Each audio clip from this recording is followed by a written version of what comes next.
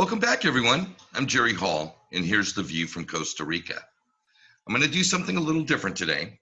Today, I'm going to dive into the equity versus solvency question and present my case for why liquidity is a much smaller piece to the value proposition puzzle than many of us may believe.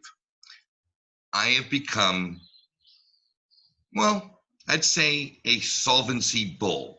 My conviction level on solvency being the value proposition that a RippleNet client can have is truly the secret sauce here. So let's just get into it. I've created this document this morning to kind of help me guide through this point. Before making any investment, it's important to know two factors up front: whether this investment will maintain the liquidity of the company and whether the investment the company is making would keep the solvency of the company intact. Many investors overwhelm themselves with the meaning of liquidity and solvency. As a result, they use these terms interchangeably. However, these two are entirely different from each other. Here's some definitions.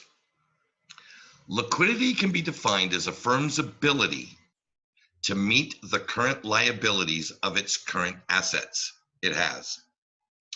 Liquidity is a short-term concept and also one of the most important ones because without liquidity, the firm won't be able to pay off its immediate liabilities. Now, solvency, on the other hand, can be defined as the ability of the company to run its operations in the long run. This means solvency is a long-term concept. Currently, as of this video, May 24, 2020, there are central banks and treasury departments around the world injecting trillions into the banking sector. If you study history and macroeconomics and understand the difference between liquidity and solvency, you can, as an investor, make more profitable use of your investment dollars. Allow me to draw your attention to this chart. This chart comes from a Real Vision video by Raoul Pal last year called "Is a U.S. Recession Coming?" It was part of their Recession Watch feature. It is free on YouTube. I suggest you go to YouTube, Real Vision Finance channel. Check this video out. Now it is, it's an hour and 5 minutes long, but worth every single minute of it. Raul goes into great detail to show through graphs and his experience what he saw coming back then. The economies around the world are in trouble, folks, and misuse of capital has created an absolute shitstorm of debt. How is that all going to be dealt with? Debt is not good for solvency. Remember, solvency is the ability to pay to maintain yourself long term. Well, take a look at these particular 5 companies: General Electric, General Motors, AT&T, Ford, and Dell. AT&T at the lowest here is just about at 100% debt to equity ratio. That is absolutely insane. Let me give you just a little bit of context around this. There was about 3 or 4 years in the late 90s, I was in the home loan business. I was working for a bank as a mortgage banker, and I would take applications. I would go through all the pre-underwriting procedures necessary to, ascertain, is this a viable customer for a loan or not, and then fill out all the appropriate documents, and there are many when you're dealing with real estate financing, and submit those to an underwriter for approval, and then do a funding process at a title company. Well, one of the metrics that I would use immediately when ascertaining the viability of a customer for a loan product would be what we call the debt to income ratio.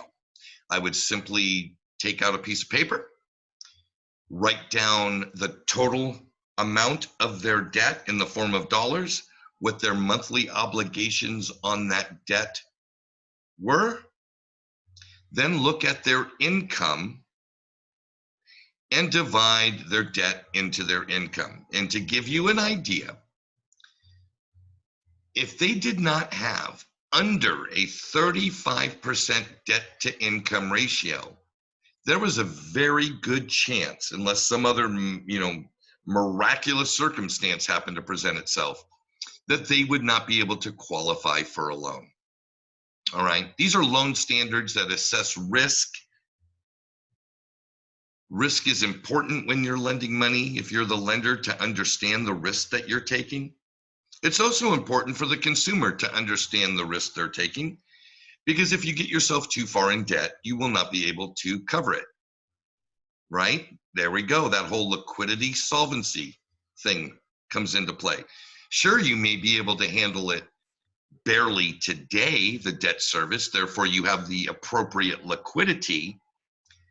But what if something happens that changes that income metric in some way, shape, or form, or some unforeseen expense comes into play? Now, all of a sudden, you are in a solvency problem, issue, crisis. All these things get factored in when you're assessing risk. And when I take a look at this chart and I see these particular 5 companies, I think to myself, holy moly, who in the F-bomb approved these kind of debt levels?